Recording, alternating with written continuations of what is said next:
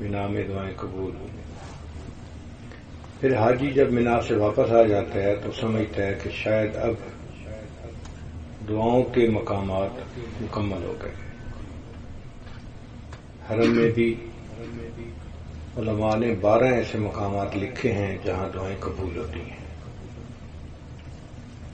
اگر کوئی اللہ کا ولی بتائے کہ اس پہاڑ کی چوٹی پہ اگر دعا مانگو گے تو قبول ہوگی، تو آپ سوچیں کہ ہم کتنی کوشش کریں گے کہ ہم پہاڑ کی چوٹی پہ چڑھ کے دعا مانگیں تاکہ دعا قبول ہو جائے۔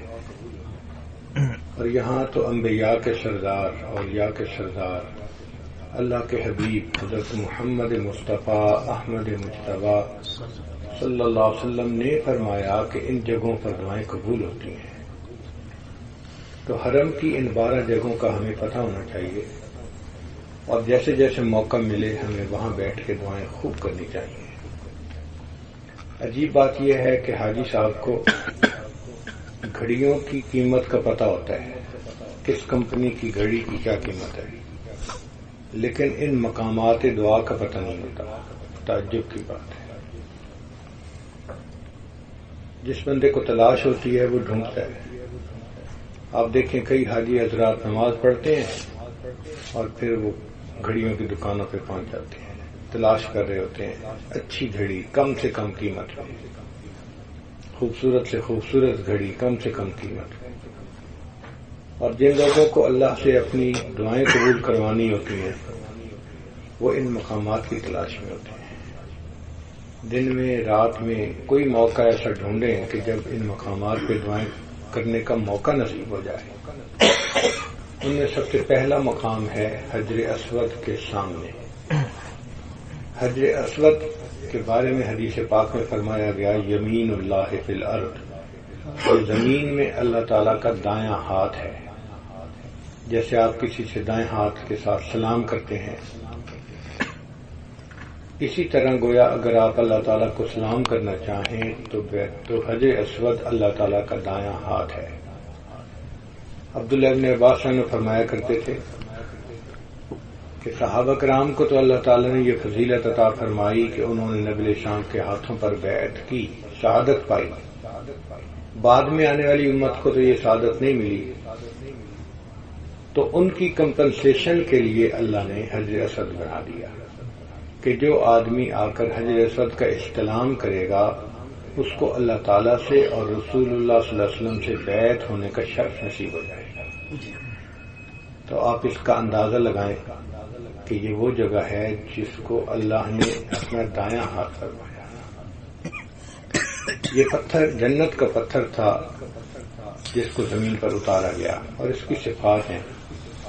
اس کی صفت یہ ہے کہ انسان جس دل کی کیفیت کے ساتھ اس کو استلام کرتا ہے وہ دل کی کیفیت یہ محفوظ کر لیتا ہے۔ آج کے دور میں اس بات کو سمجھنا آسان ہے۔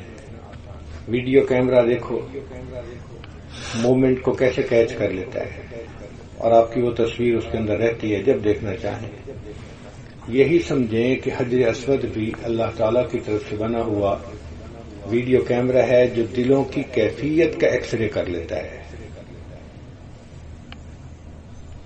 تو جس دل کی کیفیت کے ساتھ آپ اس کو سلام کریں گے اسی دل کی کیفیت کے ساتھ قیامت کے دن اللہ تعالیٰ سے ملیں گے۔ اس لیے حجر اسود کا استلام کرنے سے پہلے اپنے دل کو ماں سوا سے خالی کر لینا چاہیے۔ ترکت اللات والعزیٰ جمیعا، میں نے سب لات اور عزیٰ چھوڑ دیے۔ کذالک یفعل الرجل البصیر، جو بصیر انسان ہوتا ہے وہ ایسے ہی کرتا ہے، ماں سوا کو چھوڑ دیتا ہے اللہ کے تعلق کی خاطر۔ تو حجر اسود کا استلام اتنا اہم ہے، اس کے سامنے جو دعا مانگی جائے وہ بھی بڑی اہم ہوتی ہے۔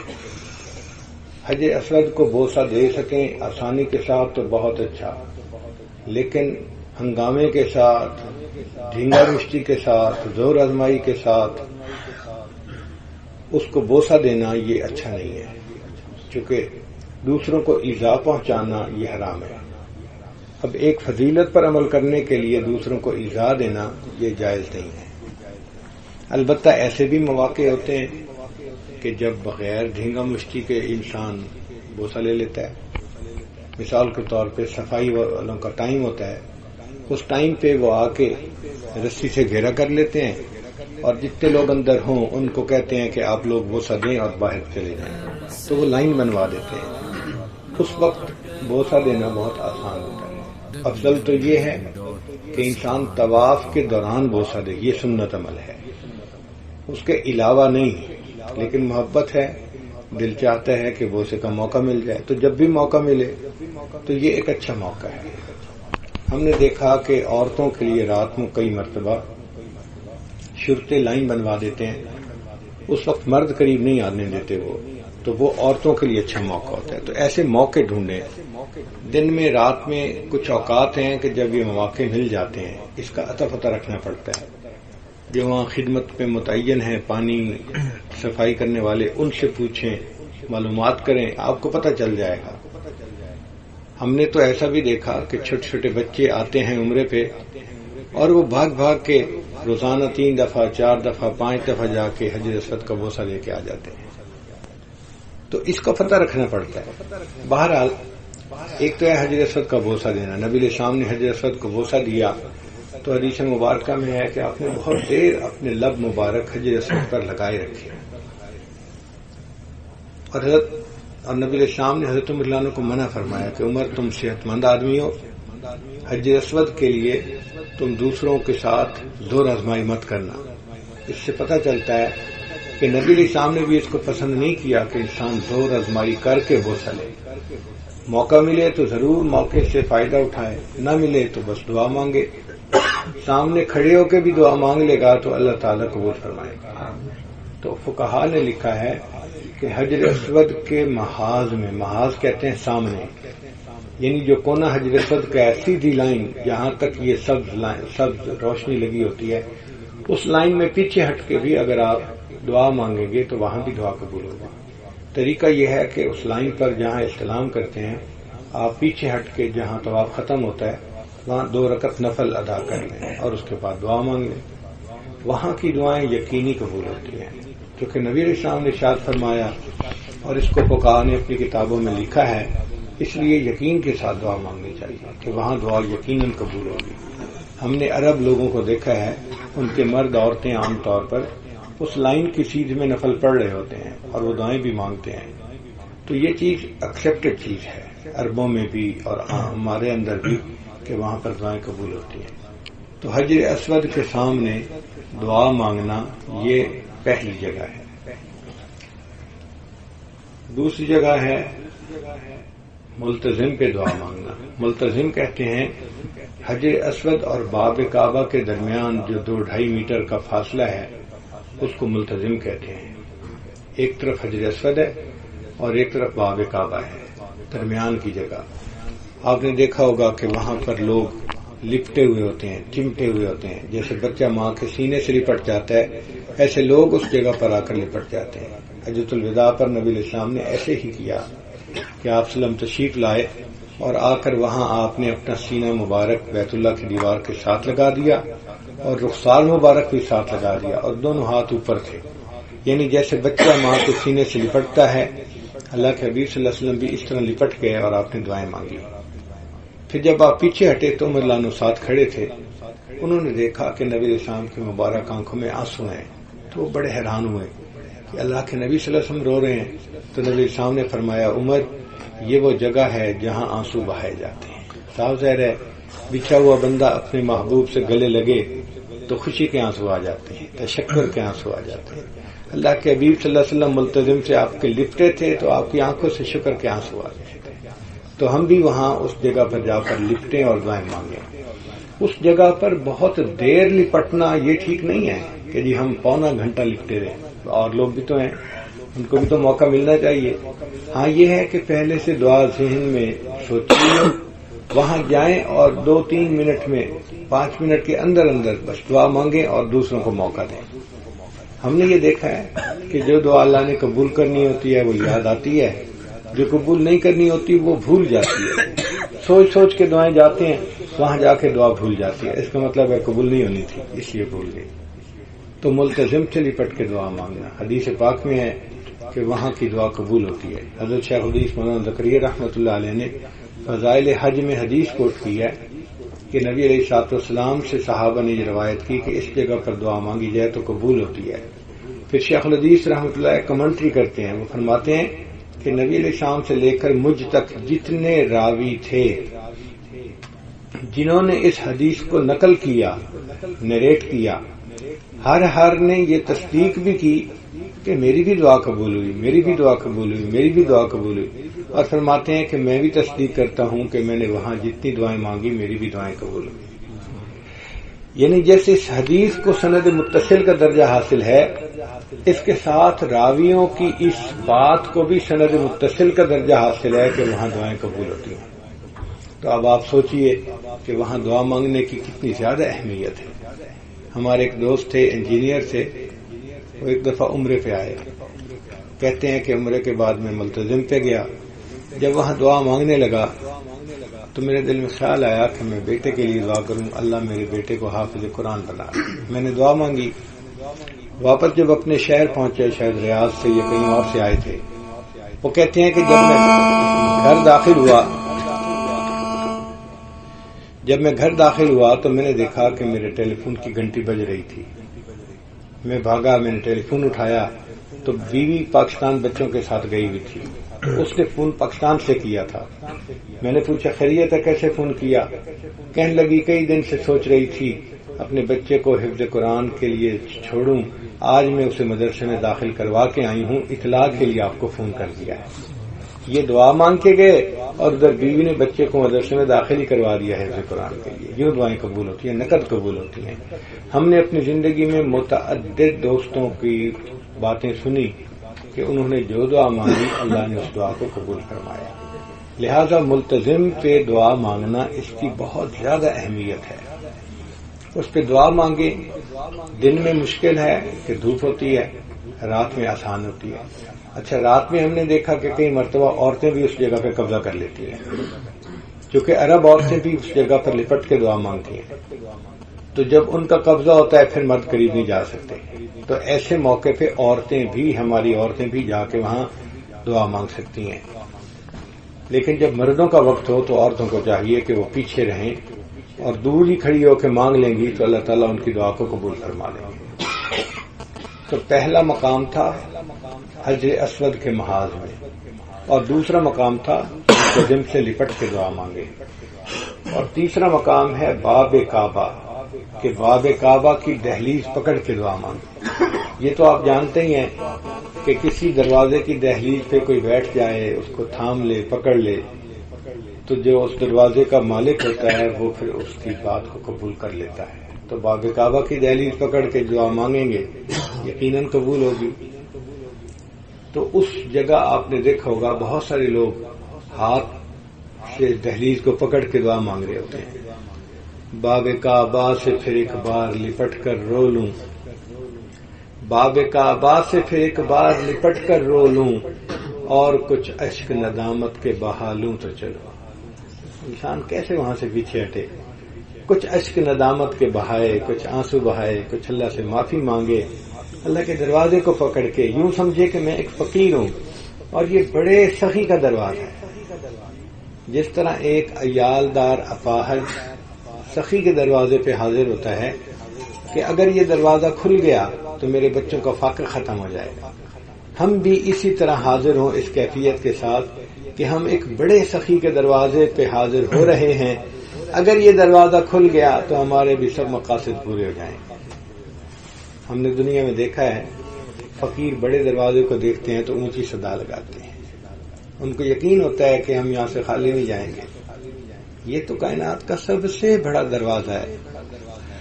ہم بھی پکے دل کے یقین کے ساتھ وہاں پہنچیں کہ اس دروازے پہ ہم مانگیں گے تو یقیناً ہماری دعائیں قبول ہوں گی. اللہ تعالیٰ قبول فرماتے ہیں. اللہ تعالیٰ بندے کو اپنے در سے خالی نہیں لوٹاتے. دنیا کے سخی پسند نہیں کرتے کہ ان کے دروازے سے کوئی خالی جائے یا کوئی یہ لفظ کہہ دے جی کہ مجھے تو آپ کے دروازے سے کچھ نہ ملا. وہ یہ تانا سننا گوارا نہیں کرتے. اگر دنیا کے سخی یہ تانا سننا گوارا نہیں کرتے تو اللہ تعالیٰ ہے. وہ تو کائنات کے خزانوں کے مالک ہیں. وہ کہاں پسند کریں گے کہ کوئی قیامت کے دن یہ کہے اللہ میں نے آپ کے دروازے سے مانگا اور مجھے وہاں سے بھی کچھ نہ ملا. یہ تو اللہ کا دروازہ ہے. ہم سے تو وہ اندھا فقیر اچھا نکلا. کہتے ہیں کہ ایک اندھا فقیر بھیک مانگتا پھر رہا تھا. اس نے ایک بڑا دروازہ دیکھا. اپنی لاٹھی سے اس نے اندازہ لگایا کہ یہ بڑے سائز کا دروازہ ہے. اس نے اونچی صدا لگائی, کوئی آواز نہ آئی. پھر صدا لگائی, کوئی آواز نہ آئی. جب تیسری مرتبہ آواز نہ آئی, اس نے کہا یہ کس بخیل کا دروازہ ہے, کوئی جواب ہی نہیں دے رہا. چھوٹے بچے نے کہا اندھے فقیر کس کا دروازہ ہے, آپ کو کون یہاں سے آواز دے گا؟ تو اندھے نے جب سنا یہ مسجد کا دروازہ ہے, اس نے اپنے کشکول کو زور سے زمین پہ دے مارا, اس کو توڑ دیا اور کہا اچھا اگر میں اللہ کے دروازے پہ آ پہنچا ہوں اب میں کسی اور دروازے پہ نہیں جایا کروں. تو اندر فقیر زیادہ عقلمند نکلا کہ جس نے پہچان لیا کہ میں اللہ کے در پہ آ پہنچا تو اب میرے لیے کہیں اور جانے کی ضرورت نہیں. بھئی ہمیں تو اللہ نے اپنے گھر میں اپنے دروازے پہ پہنچا دیا, یہ بیت اللہ کا دروازہ ہے. تو آپ سوچیں نا کہ ہمیں یہاں کتنے یقین سے مانگنا چاہیے اور ہمیں کتنا یہاں ملے گا. بڑوں کی دین بھی بڑی ہوتی ہے. آپ یقین کریں کہ بس تھوڑا سا کرم ہو گیا تو ہمارے لیے وہ بھی بہت کافی ہے. ایک رحمت کا قطرہ بھی ہمیں مل گیا تو ہمارے لیے کافی ہے.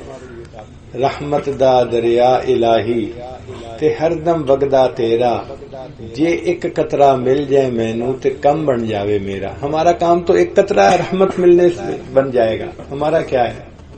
اللہ اکبر کبیرہ. تو بیت اللہ کے دروازے سے لگ کے لپٹ کے دعا مانگنا یہ بھی قبولیت دعا کی بات ہے. ایسے دعا مانگے کہ بس لپٹ ہی جائیں اس دروازے سے. جیسے مجدوب رحمۃ اللہ نے لکھا نا, اگر تو در نہ کھولے گا تو میں بھی در نہ چھوڑوں گا. حکومت اپنی اپنی ہے, ادھر تیری ادھر میری. ماشاء اللہ لگ جائے, لپٹ جائے کہ میں نے تو لے کے ہی ہٹنا ہے اللہ. لیکن ہم اللہ کو منا کے نہ ہٹے تو پھر کہاں جائیں؟ کوئی در نہیں ہمارے پاس, کوئی اور جگہ نہیں ہمارے پاس, ایک ہی در ہے. ہمیں اللہ کے حبیب صلی اللہ علیہ وسلم نے یہ در دکھایا اور یہ بھی بتلا دیا کہ اس در کے سوا دوسرا کوئی در نہیں ہے. تو بس ہم نے تو جو بھی مانگنا ہے یہیں سے مانگنا ہے. تم ہی سے مانگیں گے تم ہی دو گے, تمہارے در سے ہی لو لگی ہے. لو لگا کے مانگیں, پھر دیکھیں اللہ تعالیٰ اپنی رحمت کے دروازے کس طرح کھولتے ہیں. پھر آگے ہے مقام ابراہیم. مقام ابراہیم کے محاذ میں 2 رکعت نفل پڑھ کے دعا مانگنا یہ بھی قبولیت دعا کا مقام. یہ مقام ابراہیم کیا ہے؟ یہ اللہ تعالیٰ کی قدردانی کی علامت ہے کہ اللہ تعالیٰ نے اپنے خلیل کو معمار کعبہ بنایا اور انہوں نے بیت اللہ کو تعمیر کیا. چنانچہ ان کے نیچے ایک پتھر تھا, جب وہ اونچا ہونا چاہتے تھے تو یہ اونچا ہو جاتا تھا اور ان کو آسانی سے بیت اللہ شریف کے پتھر دیوار سے رکھنے کا موقع مل جاتا تھا. اس پتھر پر ان کے قدموں کے نشان رہ گئے, اس کو مقام ابراہیم کہتے ہیں. چنانچہ 2 قدموں کے نشان ابھی بنے ہوئے آپ وہاں دیکھ سکتے ہیں. اس کو محفوظ کر دیا گیا ہے. پہلے یہ جگہ اتنی زیادہ ٹھوس نہیں بنی ہوئی تھی, بس ایک جگہ تھی جہاں یہ پتھر رکھ دیا گیا تھا جہاں قدموں کے نشان تھے. سیلاب آتا تھا کئی مرتبہ بارش کا تو یہ پتھر بہہ بھی جاتا تھا. ایک دفعہ اجیات سے اٹھا کے لائے تھے. اور کئی مرتبہ ایسا بھی ہوتا تھا, حضرت مولانا احمد علی لاہوری رحمۃ اللہ ایک مرتبہ تشریف لائے, انہوں نے اس پتھر کو اٹھایا, چھوٹا سا تو تھا, اور اس کو حجرت اور اس کو زمزم کے کنویں پر لے کر گئے اور ڈول سے پانی نکال کے قدموں کے اندر ڈالا اور وہاں سے انہوں نے پانی نوش کیا. یہ ان کی محبت تھی کہ پاؤں کے نشانات میں پانی ڈال کے وہاں سے پیا انہوں نے. لیکن جب دیکھا لوگوں نے کہ بھئی یہ پتھر آگے پیچھے ہو جاتا ہے تو گم بھی ہو سکتا ہے, تو اب انہوں نے یہاں پر اس کو باقاعدہ شیشے کے اندر مضبوط لگا کے بند کر دیا تاکہ محفوظ ہو جائے. یہ اللہ تعالیٰ کی قدردانی ہے کہ اللہ تعالیٰ نے قدردانی کر دی کہ دیکھو میں اتنا قدردان ہوں کہ جو بندہ میرا گھر بناتا ہے میں اس کے قدموں کے نشان کو آنے والوں کے لیے مصلی بنا دیتا ہوں. واتخذوا من مقام ابراہیم مصلی. قرآن پاک میں اللہ فرماتے ہیں کہ مقام ابراہیم کو مصلی بناؤ اپنے لیے.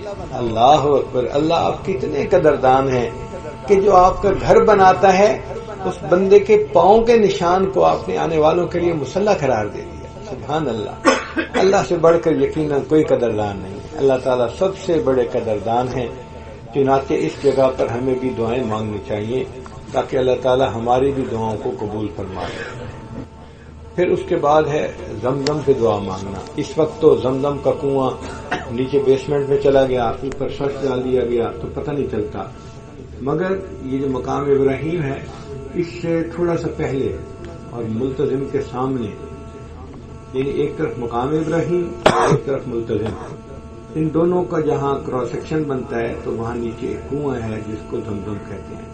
اسماعیل علیہ السلام کے قدموں سے اللہ نے اس جگہ سے پانی کو جاری فرما دیا گیا تھا، وہ پانی آج بھی جاری ہے اور اتنا پانی نکلتا ہے کہ لاکھوں انسانوں کو پورا آ جاتا ہے۔ اللہ کی شان دیکھیں، سبحان اللہ، کہ لاکھوں لوگ یہاں بھی پیتے ہیں اور حرم مدینہ میں بھی پانی پہنچا دیا جاتا ہے۔ کیا وہ کنواں ہے؟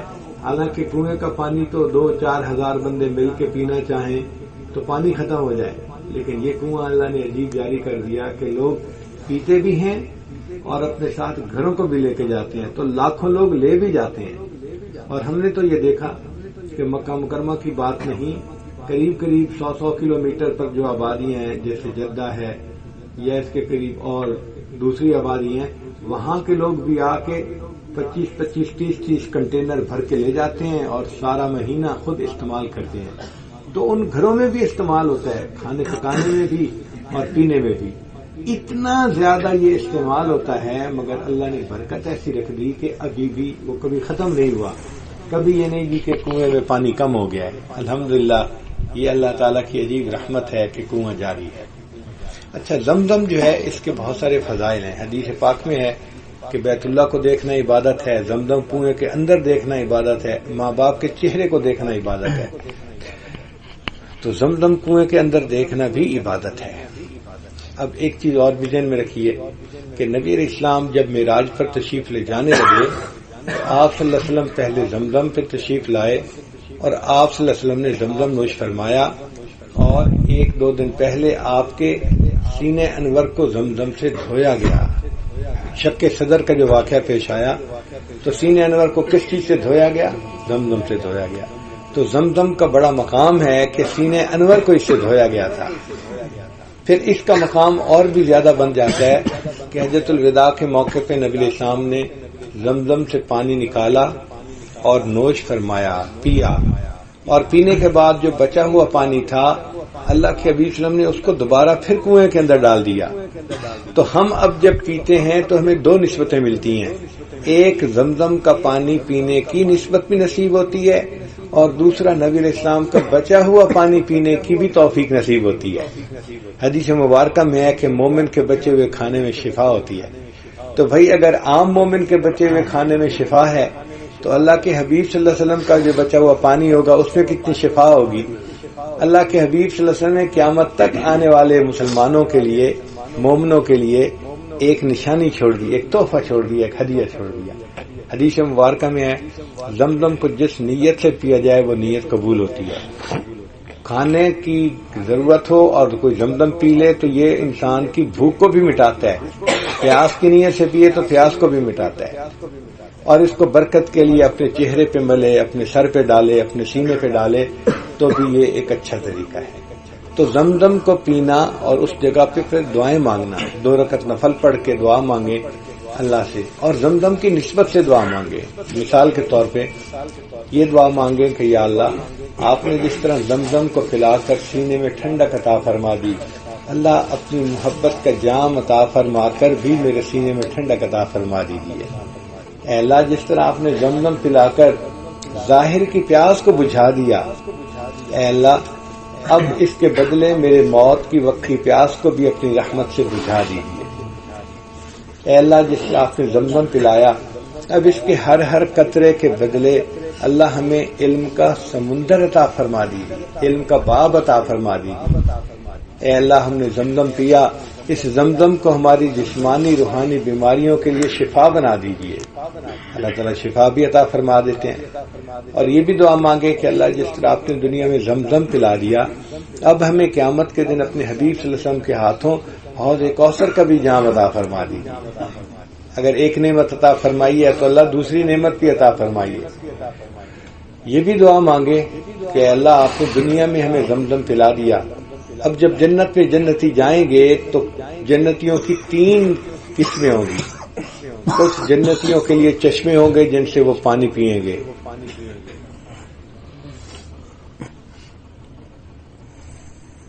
عین یشرب بها المقربون، ایسے چشمے ہوں گے جنت میں جن سے اللہ کے مقرب بندے شراب طہور پئیں گے، چشمے ہوں گے ان کے لیے. اچھا، کچھ ایسے ہوں گے کہ جن کو وہاں کے خدام پیالوں میں بھر کر پلائیں گے، یہ اور عزت افزائی ہے. اور کچھ ایسے بھی ہوں گے کہ جن کو اللہ تعالیٰ خود شراب طہور پیش کریں گے، وَسَقَاهُمْ رَبُّهُمْ شَرَابًا طَهُورًا، اور اللہ ان کو شراب طہور عطا فرمائیں گے. یہ مہمان نوازی کا سب سے اعلیٰ درجہ ہے. ہم اپنے گھروں میں بھی دیکھتے ہیں، کئی لوگ بڑی کوٹھیاں ہوتی ہیں تو وہ کیا کرتے ہیں کہ باہر کے گیٹ کے ساتھ ایک کولر لگا دیتے ہیں الیکٹریکل کا، کہ کوئی مہمان آئے، کوئی ملنے آئے، کوئی گھاس کاٹنے والا، کوئی مالی کام کرنے والا، کوئی باہر چوکیدار، ان کو پیاس لگے تو وہ اس کولر سے خود ہی پانی بھر کے پی لیا کریں. یہ ایک درجہ ہے. اور دوسرا درجہ یہ ہے کہ کچھ ملنے والے لوگ آتے ہیں تو اندر سے خادم کو کہہ دیا جاتا ہے کہ ٹھنڈا پانی لے کے جاؤ، اور وہ گیٹ پہ فلاں بندہ ملنے آیا ہے اس کو وہاں مشروب پلا دو. یہ دوسرا درجہ ہے. اور تیسرا درجہ یہ کہ جب کوئی بہت خاص محبوب دوست آتا ہے تو اس کو ہم گھر میں اندر بلاتے ہیں، اور پھر ہم کچن سے دودھ سوڈا بنواتے ہیں یا ملک شیک بنواتے ہیں، اور پھر خود ٹرے لے کے اس کے پاس جاتے ہیں اور اس کو خود بھر کے پانی یا وہ جو ہوتا ہے مشروب وہ اپنے ہاتھوں سے گلاس پیش کرتے ہیں. یہ مہمان نوازی کا سب سے اعلیٰ طریقہ ہے. تو جنت میں بھی یہ 3 ہی طریقے ہوں گے، کچھ چشموں سے پئیں گے، کچھ کو خدام پلائیں گے، اور کچھ کو اللہ تعالیٰ خود شراب طہور پلائیں گے.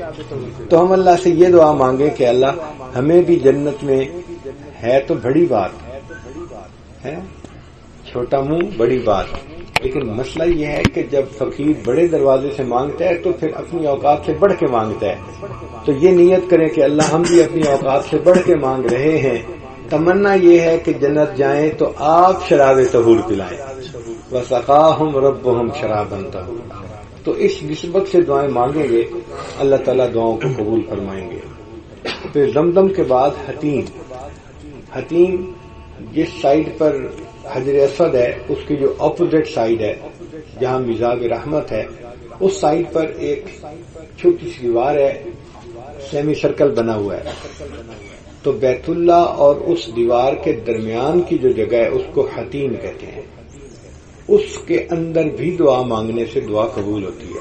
حدیث مبارکہ میں عائشہ صدیقہ رضی اللہ عنہا نے کہا کہ نبی صلی اللہ علیہ وسلم نے مجھے بتلایا کہ جو بیت اللہ حرم حضرت ابراہیم علیہ السلام نے بنایا تھا اس کی لمبائی ذرا زیادہ تھی.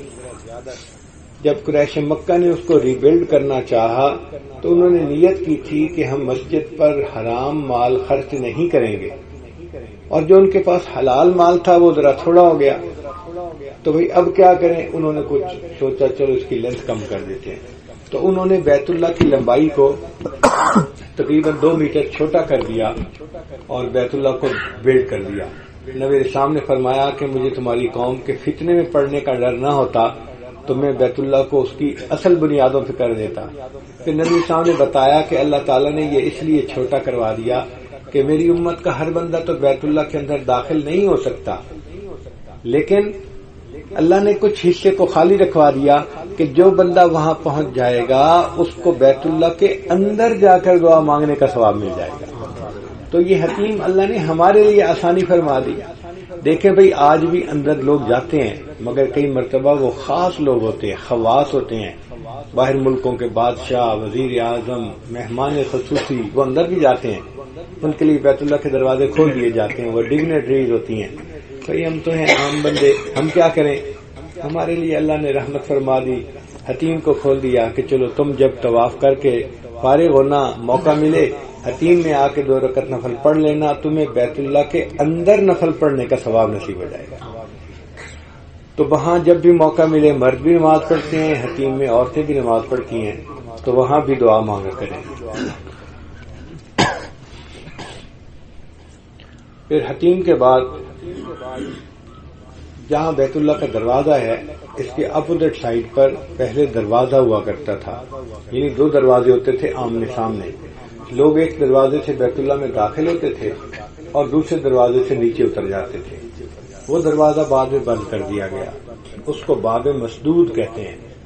وہ حضرت آدم علیہ السلام کا قبلہ ہے، یعنی آدم علیہ السلام جب آئے تھے انہوں نے اس طرف سے نماز پڑھی تھی قبلہ رخ ہو کر. وہاں بھی دعائیں قبول ہوتی ہیں.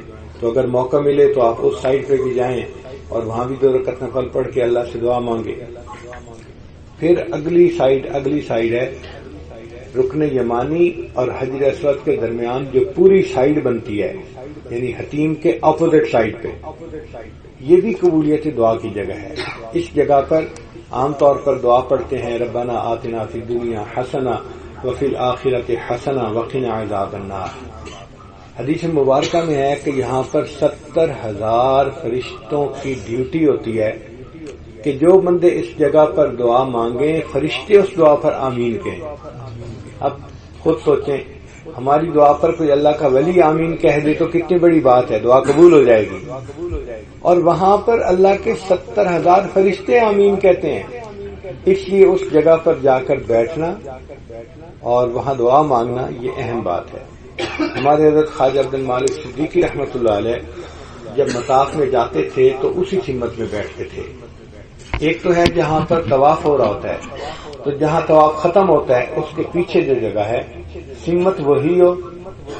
آپ ایسے بیٹھیں کہ آپ کے لیفٹ سائڈ پر رکن یمانی آئے اور رائٹ سائڈ پر حجر اسود آئے، اور وہ جو سمت ہے اس کے ساتھ طرف آپ بیٹھ کے وہاں نماز پڑھیں. اس جگہ کی چند خصوصیات ہیں. پہلی خصوصیت تو یہ ہے کہ نبی علیہ السلام جب مکہ مکرمہ میں تھے تو آپ صلی اللہ علیہ وسلم کو قبلہ اول کی طرف نماز پڑھنے کا حکم تھا، بیت المقدس کی طرف. تو آپ صلی اللہ علیہ وسلم یہ چاہتے تھے کہ میں بیت اللہ کی طرف رخ کروں، آپ کی چاہت یہ تھی. تو اس وقت آپ یہ فرماتے تھے کہ آپ اس سمت میں آ جاتے تھے جہاں لیفٹ سائڈ پر رکن یمانی ہے اور رائٹ سائڈ پر حجر اسود ہے. اس سمت میں کیا ہے؟ اس سمت میں 3 مرکز انوار ہیں. ایک تو بیت اللہ شریف سامنے ہوتا ہے اور ایک اسی سمت میں آگے بیت المقدس ہے، سیم ڈائریکشن ہے. تو قبلتین جمع ہو جاتے ہیں. تو نبی علیہ السلام ہجرت سے پہلے قبلتین کی طرف رخ کر کے نماز پڑھتے تھے. یعنی اصل حکم تو تھا اس وقت قبلہ اول کی طرف، مگر نبی علیہ السلام اس قبلے کو بھی ساتھ جمع فرما لیتے تھے. اس لیے جب فتح مکہ کے دن نبی علیہ السلام تشریف لائے تو آپ نے ظہر کی امامت اسی سمت میں کروائی. آپ نے شیعہ امامہ باندھا ہوا تھا اور آپ نے ایسے امامت کروائی کہ قبلتین جمع تھے اس وقت. یوں نبی علیہ السلام نے دعا نماز پڑھائی اور دعا مانگی. اب اس میں ایک تیسرا مرکز اور بھی داخل ہو گیا. وہ کیا کہ یہ مکہ مکرمہ ہے اور دور بیت المقدس ہے اور درمیان میں مدینہ طیبہ ہے، لائن ایک ہی بنتی ہے. تو ہم اگر اس سمت میں بیٹھیں تو ہمارے سامنے 3 مرکز انوار ہوں گے. بیت اللہ بھی ہوگا، بیت المقدس بھی ہوگا اور نبی علیہ السلام کا روضہ انور بھی ہوگا. تو ہمارے لیے تو محبت کے 3 مرکز ایک لائن میں سامنے آ گئے. اس لیے حضرت صدیقی رحمۃ اللہ وہاں بیٹھتے تھے اور نیت یہ کرتے تھے کہ ان تینوں انوار جگہ سے انوارات آ رہے ہیں اور مشائخ کے قلوب سے ہوتے ہوئے میرے دل میں سما رہے ہیں. تو اس جگہ پر بیٹھنا اور دعائیں مانگنا اس کی اپنی اہمیت ہے. پھر اس کے بعد ہے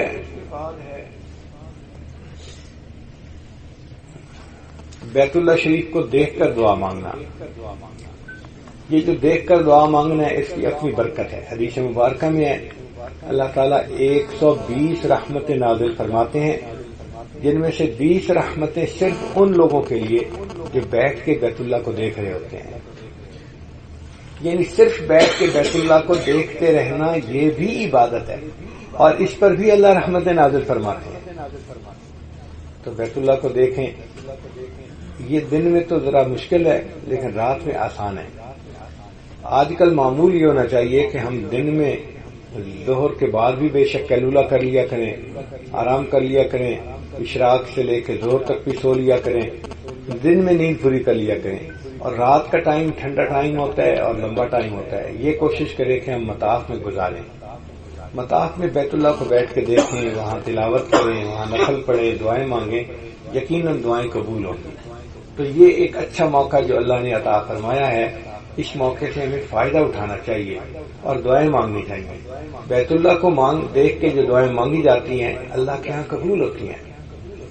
چنانچہ ایک مرتبہ امریکہ میں ایک جگہ اس حاجت کا جانا ہوا، واشنگٹن اسٹیٹ جس کو کہتے ہیں، اس میں ایک شہر ہے سپوکین کے نام سے، تو وہاں اس حاجت نے بیان کیا تو جو مسجد کے صدر تھے وہ کہنے لگے کہ حضرت ایک امریکی لڑکی ہے جو مسلمان ہوئی ہے اور بہت نیک ہے، اس کی نیکی کو دیکھ کے مسلمان عورتیں اچھی مسلمان بن جاتی ہیں، وہ اتنی نیک ہے، تو وہ چاہتی ہے کہ آپ سے کچھ سوالات پوچھے، تو آپ اس کو ٹائم دے دیں۔ ہم نے کہا بہت اچھا۔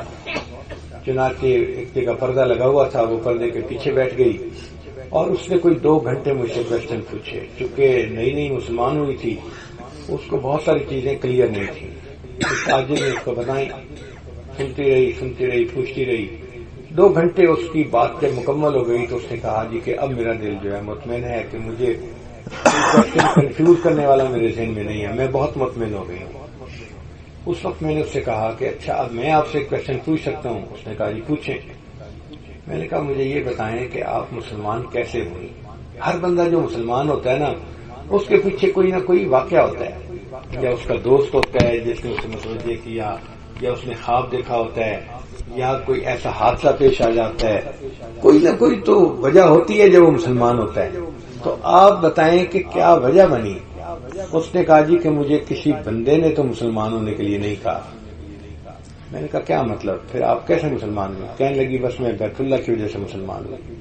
تو مجھے اس بات پہ بڑی حیرت ہوئی کہ بیت اللہ کی وجہ سے مسلمان ہوئی۔ کہنے لگی کہ میں اصل میں عیسائن تھی اور میرا خاوند یہودی تھا، ہم دونوں انجینئر تھے، ہماری شادی ہو گئی اور ہم ایک ہی دفتر میں کام کرتے تھے۔ دفتر والوں نے اپنا ایک برانچ جو تھی وہ جدہ میں کھولی اور انہوں نے ایک سرکولر جاری کیا کہ جو لوگ یہاں سے جدہ آفس جائیں گے 2-3 سال کے لیے ان کی پے بھی ڈبل کر دی جائے گی اور 3 سال کے لیے ان کو اس جگہ پر واپس پھر بلا لیا جائے گا۔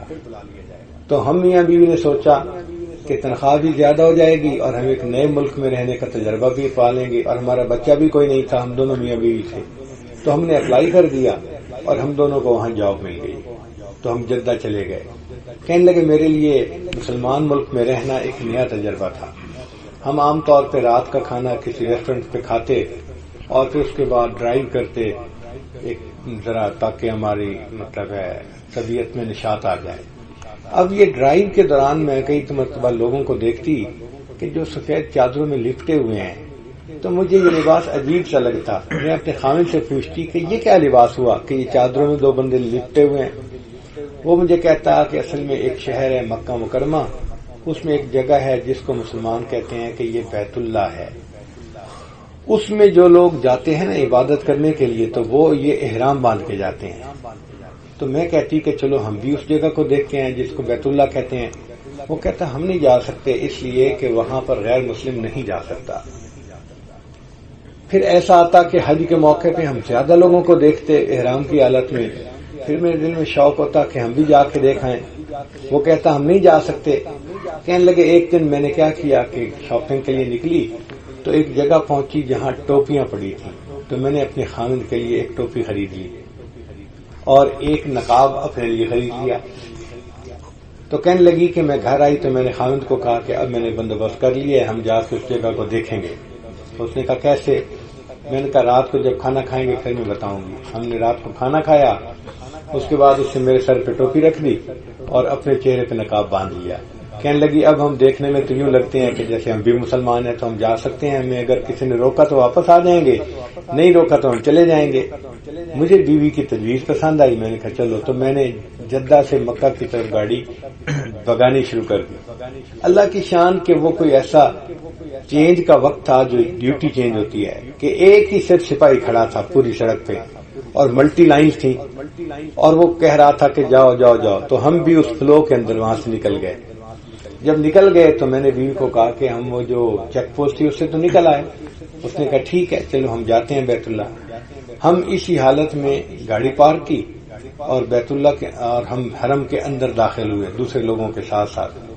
چلتے چلتے چلتے جب اندر پہنچے تو ایک جگہ پر ہم پہنچے تو ہم نے ایک کالے کوٹھے کو دیکھا جس کے اوپر کپڑا لپٹا ہوا تھا کالا. جیسی ہماری نظر پڑی نا تو ہماری کیفیت ہی بدل گئی. تھوڑی دیر تو ہم دم بخود ہو کے اس کو دیکھتے ہی رہے.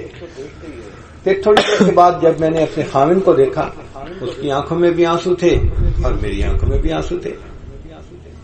تو میں نے اپنے خاوند سے پوچھا کہ یہ کیا ہے, ہم کیوں رو رہے ہیں؟ تو اس نے مجھے کہا کہ مجھے لگتا ہے کہ یہ ریئل ہے, یہ حقیقی چیز ہے, اس لیے ہماری آنکھوں میں آنسو آ گئے ہیں, ہمارے اوپر اس کا ایفیکٹ ہوا ہے, اس کے اندر کوئی مقناطیسیت ہے. کہنے لگا میں نے اسے کہا کہ جب یہ ریئل ہے اور اس کے اندر مقناطیسیت ہے تو پھر ہم اس کو قبول کیوں نہیں کر لیتے؟ کہنے لگے بغیر کسی کے کہے صرف بیت اللہ کو دیکھ کر ہمارے دلوں پر ایسا اثر ہوا, ہم میاں بیوی نے کلمہ پڑھا اور ہم مسلمان ہو گئے.